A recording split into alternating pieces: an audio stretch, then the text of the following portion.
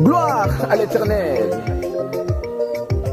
Recherchez la paix avec tous et la sanctification sans laquelle personne ne verra le Seigneur. Luka Kimiana Moringa, Luka Kupeto Lama. Alléluia.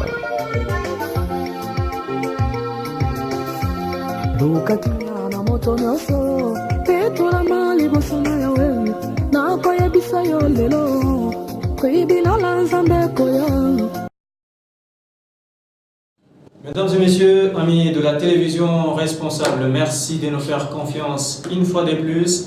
C'est votre émission, l'émission de tout le monde, Droit et Société. Droit et Société, je vous l'ai toujours dit, c'est une façon pour nous de vous permettre de comprendre certains méandres de la justice. Qu'est-ce qui se passe dans la justice? Comment sont traités certains dossiers procédures? Aujourd'hui, nous sommes bien en place avec un autre invité, bien sûr de marque, que vous allez découvrir ensemble avec nous sur ce plateau. Il s'agira bien entendu de Maître Sylvain Kingala. Il est juriste et criminologue, en même temps chef des travaux à l'Université de Lubumbashi et secrétaire général académique à l'Institut supérieur de criminologie et détective. Je crois, pour ceux-là qui ne le savent pas, c'est au niveau de Kamajor Vangu. En même temps, Sylvain Kingala, juriste bien sûr, et chercheur, consultant en droit. Nous sommes là dans cette émission Droit et Société. C'est bien lui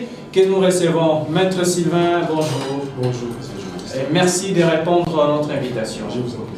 Voilà, c'est avec Maître Sylvain que nous allons parler d'un sujet important aussi. Il s'agit de contrats. Nous en avons évoqué autrefois. Cette fois-là, on parlait plutôt de contrat de travail. Mais lui va essayer un peu d'ouvrir la brèche. Contrat même, c'est quoi? Qu'est-ce qui se passe?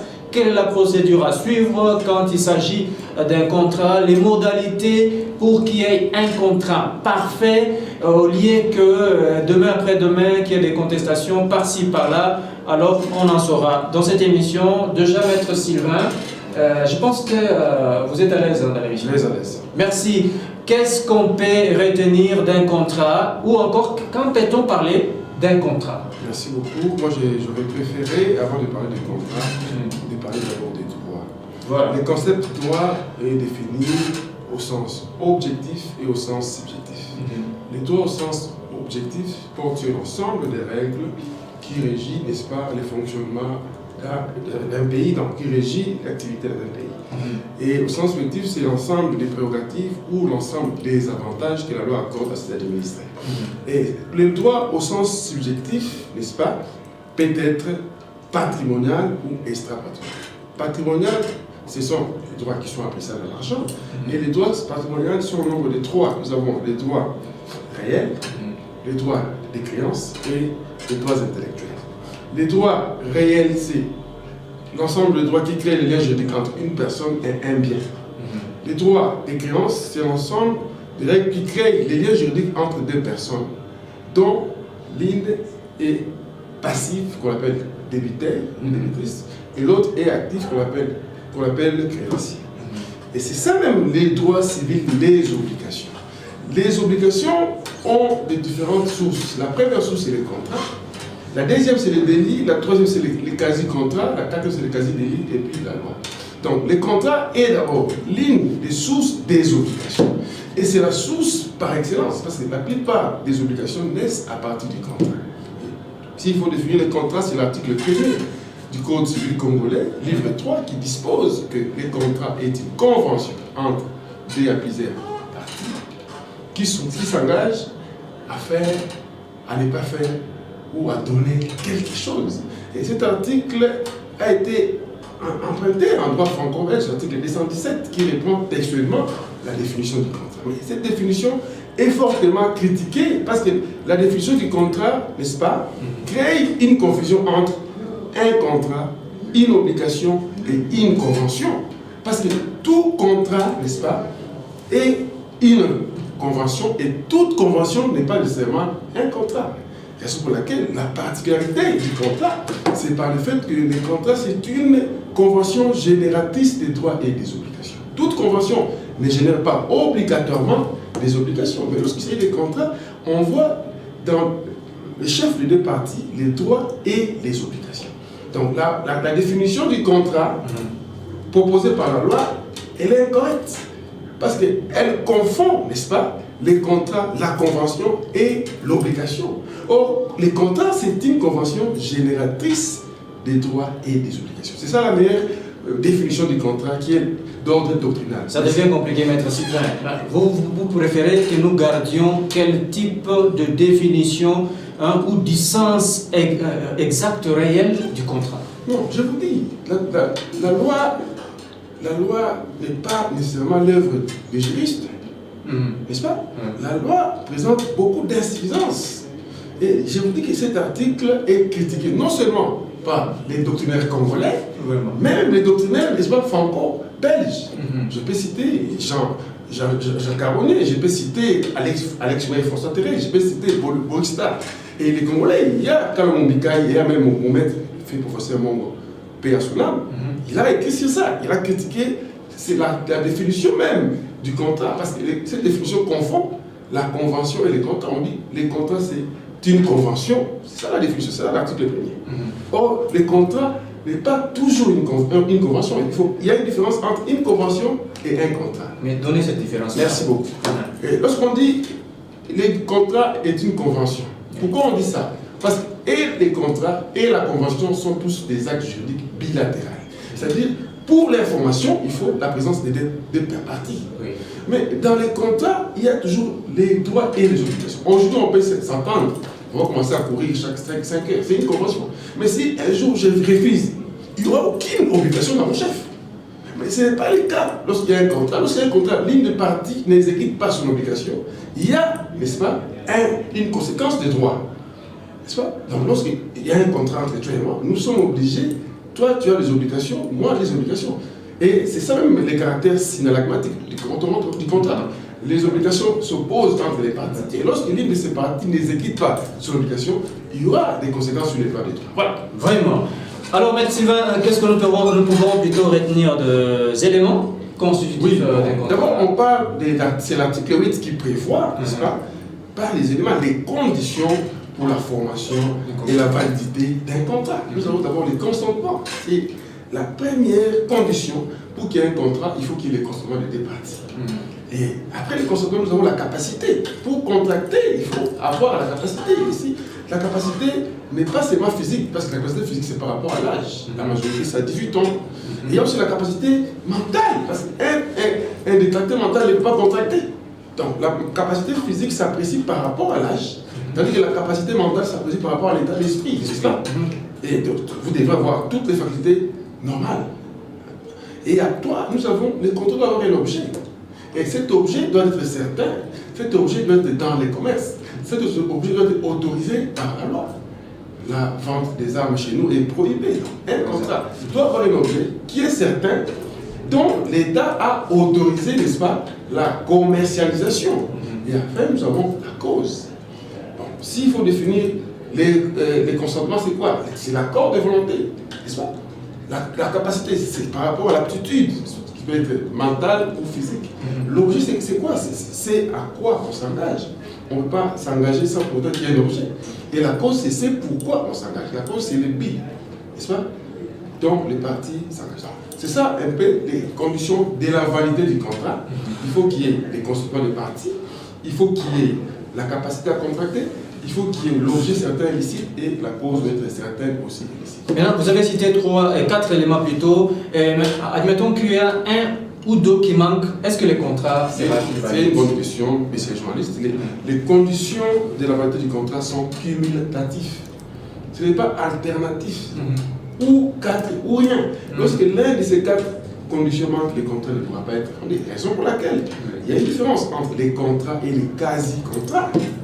Les quasi-contrats, c'est quoi? C'est parmi aussi les sources des obligations. Les quasi-contrats, ce sont des engagements qui naissent sans pour autant qu'il y ait...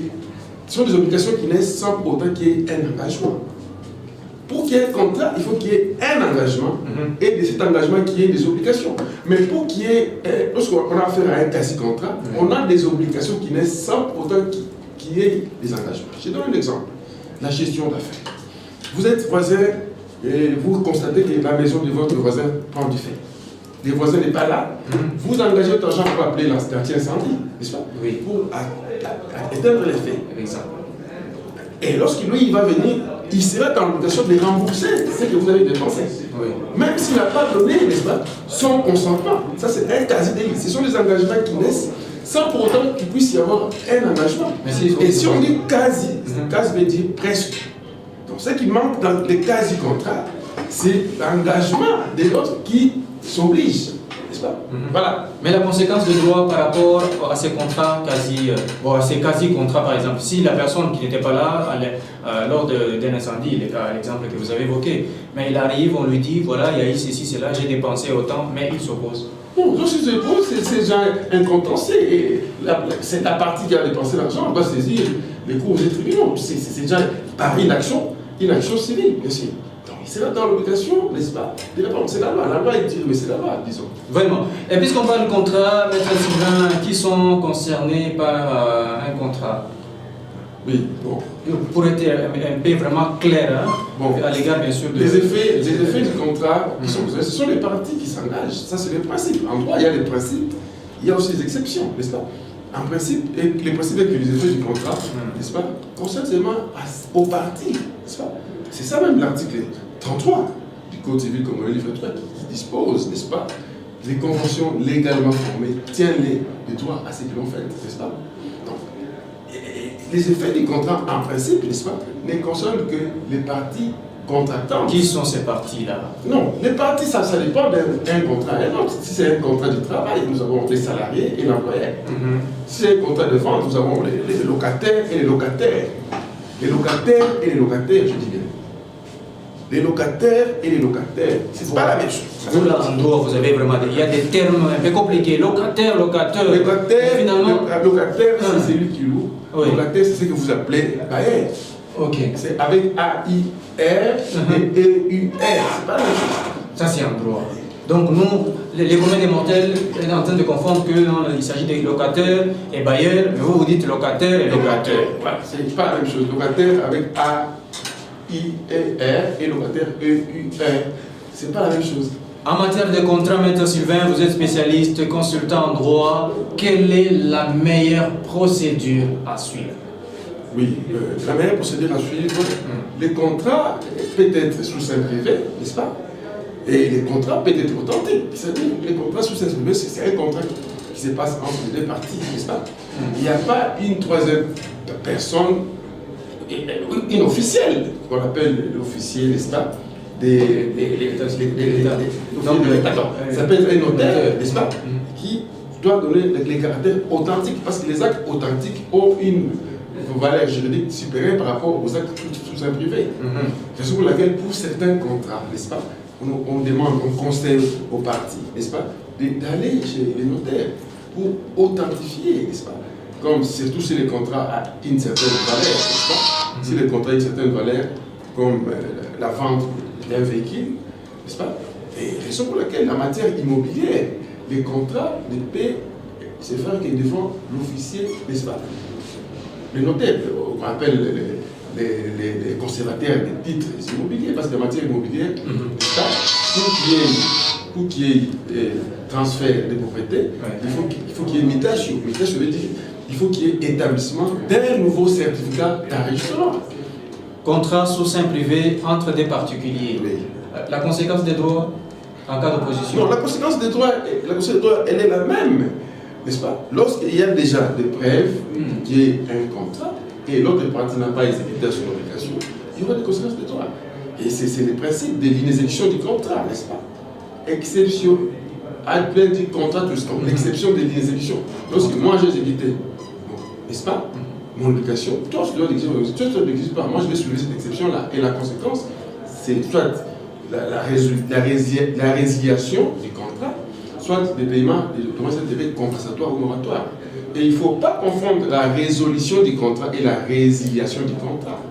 La résiliation du contrat, elle est d'office. Mais la résolution du contrat, elle est judiciaire. N'est-ce pas? Donc la résolution est judiciaire. La résolution du contrat est judiciaire. Mais la résiliation du contrat, c'est entre les parties. Une des parties peut demander de mettre fin à un contrat, c'est fini. Mais la résolution du contrat, c'est devant, n'est-ce pas, les tribunaux. C'est à quelle occasion qu'on peut bien sûr s'attendre à une résiliation du contrat et à quelle autre occasion peut-on également s'émixer dans l'affaire résolution du contrat? Ça dépend de l'importance du contrat, ça dépend aussi de la volonté de partie. Comme les contrats de travail, n'est-ce pas? Oui. Les contrats du travail. Les contrats du travail, ça ne peut pas parler de la résiliation, sauf s'il y a une faute ou ça c'est une autre matière.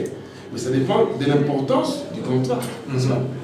C'est comme les contrats de mariage. Il y a une différence entre les contrats de mariage et les contrats du mariage.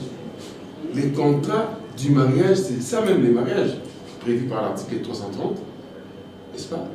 De la loi numéro 87/010 du 10 du 1er août 1987 qui a été révisée récemment par la loi numéro 16 du 15 juillet 2016. Voilà. Maître Sylvain, puisque vous parlez des contrats, si on peut ouvrir une petite brèche par rapport au contrat de travail, un problème aujourd'hui, contrat, convention verbale ou convention écrite et tout, mais il se pose un petit problème. Les gens qui travaillent, qui sont casés quelque part, dans une entreprise, dans une société, sans contrat écrit, mais verbal. Quel sort? Merci, c'est une bonne question. Il y a des caractéristiques du contrat. C'était une question importante que vous avez posée. Il y a parmi les caractéristiques du contrat, nous avons les contrats unilatéraux, nous avons les contrats sémantiques qui s'opposent. Voilà. Les contrats unilatéraux s'opposent aux contrats sémantiques, les contrats aléatoires s'opposent aux contrats commutatifs, et les contrats solennels qui s'opposent aux contrats consensuels. Le contrat du travail, c'est un contrat, n'est-ce pas, qui ne nécessite pas un écrit.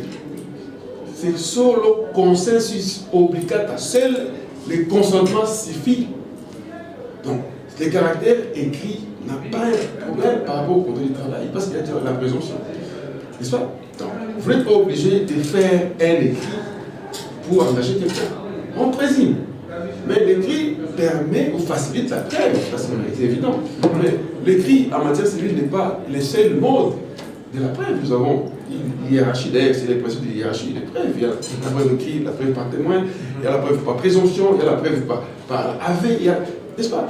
Mais nous, les gens préfèrent l'écrit pour qu'il y ait quand même une certaine preuve écrite, parce que c'est la preuve par excellence en matière civile. Parce qu'il y a d'autres patrons, d'autres responsables bien sûr des entreprises de société qui disent que moi je n'ai pas signé un contrat, je n'ai rien à faire avec ce monsieur. C'est un argument qui ne tient pas parce que la loi dit les contrats du travail n'obligent pas un écrit, c'est un contrat, n'est-ce pas, qui est consensuel, qui s'oppose au contrat solennel. Parce que lorsqu'on on peut prouver par une autre voie que l'écrit en matière du travail.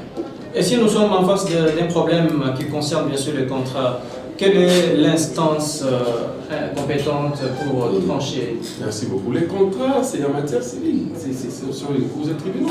En matière de contrat, même les parquets n'est pas compétent, parce que le parquet est là pour la recherche des infractions, n'est-ce pas, et l'instruction juridictionnelle. En matière pénale, un litige en matière du contrat, ce sont les cours et tribunaux, n'est-ce pas? Ça dépend, je dis, de l'importance, n'est-ce pas, du contrat. Ça dépend. Il s'agit de quel contrat? Si c'est un contrat dont le montant n'est pas assez important, c'est le tribunal de paix. Ça dépend, n'est-ce pas, de l'importance des litiges. Bon. Alors, parlez-nous un peu des modalités, pour ne pas tomber dans des pièges, dans des problèmes, situations confuses en matière de contrats. Quelles sont les stratégies, la souplesse que Maître Sylvain peut inculquer dans les têtes de la population? Okay. En matière de contrat, je demanderais, surtout lorsqu'il s'agit d'un contrat assez important, que ça soit notarié, n'est-ce pas? Parce qu'un acte juridique, n'est-ce pas, qui est sous sein privé, est moins important par rapport aux actes authentiques, n'est-ce pas? Les actes authentiques, même lorsque vous voulez acheter, vendre, quoi, il faut toujours appeler chez le notaire pour donner les caractères authentiques à votre contrat. C'est là pour la sécurité juridique. Il faut éviter de contracter seulement à des, n'est-ce pas? Il faut toujours que vous contractez, même si c'est un sous-sein privé, qu'il puisse y avoir 4-5 témoins, n'est-ce pas? Donc c'est un peu ce que je peux donner comme conseil à ces messieurs. Maître Sylvain Kingala, nous sommes en train de parler contrat. Quand peut-on parler contrat? Quels sont les éléments constitués du contrat?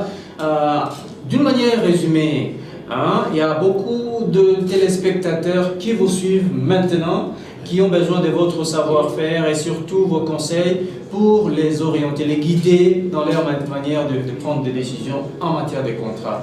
Qu'est-ce qu'on peut savoir? Oui, en matière de contrat, lorsque vous voulez contracter, il faut faire appel à un expert, un avocat ou un défenseur, ils sont nombreux, n'est-ce pas? Et ils ont étudié le droit, ils connaissent les causes et les conséquences de ce que nous posons comme acte. Tous les jours, les gens contactent les contrats et, en tout cas, tous les jours, à chaque heure, les gens contactent. Mais vous devez savoir, n'est-ce pas, demander les conseils des spécialistes avant de vous engager dans un contrat. Parce que les cœurs des hommes sont mauvais, n'est-ce pas? Si vous voulez prendre un engagement assez important, je vous conseille de consulter un avocat, de consulter même un défenseur, pourquoi pas même un consultant, un juriste qui a appris, n'est-ce pas? Il va vous orienter pour éviter que vous puissiez perdre votre argent ou n'importe quoi. Mais qu'est-ce qu'il faut éviter pour ne pas tomber dans les pièges? Oui, ce qu'il faut éviter, c'est consulter un expert. Mais c'est Roger. Moi, je ne vais pas, moi, aujourd'hui, construire une maison, je n'ai pas appris ça. N'est-ce pas?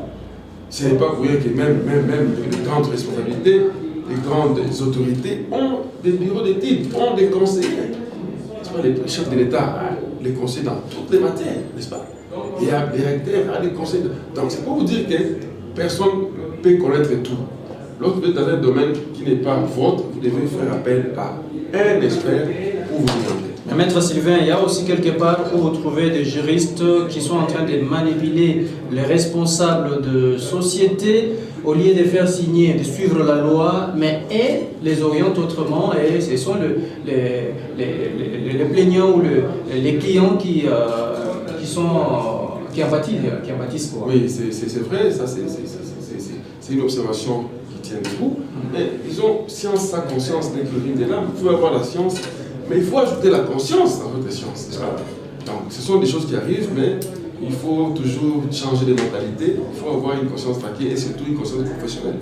Vraiment. Et surtout que nous savons que la matière de contrat est tellement vaste, Maître Sylvain, un petit dernier mot. Oui, les derniers mots. Puisqu'on ne sait pas vraiment ramasser toutes les matières. Les derniers mots, c'est que les gens ne puissent pas confondre les contrats à l'obligation et à la convention. L'obligation, n'est-ce pas, c'est quoi? Je ne parle pas de l'obligation. L'obligation, n'est-ce pas, c'est les liens juridiques entre des personnes, n'est-ce pas? Et ces deux personnes, n'est-ce pas, l'une est appelée débitrice, c'est celui qui s'engage, et l'autre est appelé créancier, n'est-ce pas? Donc l'obligation, on voit deux personnes, les liens qui sont entre les deux personnes-là. Mais ces liens juridiques-là, est né comment? Ces liens juridiques peuvent naître suite à un contrat, suite à un délit, suite à un quasi-contrat, suite à un quasi-délit ou suite à la loi. 5. Donc l'obligation a 5 sources. Mais à quoi consistent ces liens juridiques? Là on voit l'objet. Nous avons, ces liens juridiques peuvent consister à donner quelque chose, à faire quelque chose ou à ne pas faire quelque chose. Donc les droits civils de l'obligation a pour objet donner, faire, ne pas faire. L'obligation a pour source contrat, délit, quasi-contrat, quasi-délit. C'est ça même le cours de droit civil, les obligations. Donc, les obligations sont classées par rapport à leur objet, ainsi que par rapport à leur source. Par rapport à leur objet, donner, faire, ne pas faire. Par rapport à leur source, contrat, délit, quasi-contrat, quasi-délit. Donc, les contrats est l'une des sources des obligations. Ce n'est pas la seule. À part elle, il y a d'autres.